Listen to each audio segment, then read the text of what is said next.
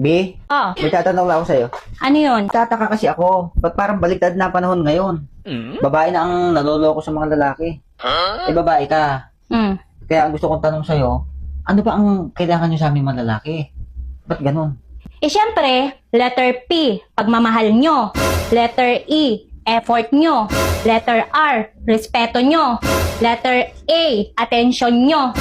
Pera nyo. Lord, sana po, bigyan nyo po ako ng 1,000 ngayon para naman po may pambili ako ng pamasko ko.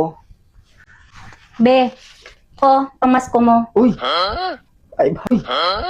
500! Maraming salamat po, Lord. Sana po, Lord, next time, huwag nyo na pong padaanin kay Mrs. Kalahati po agad ang kaltas eh.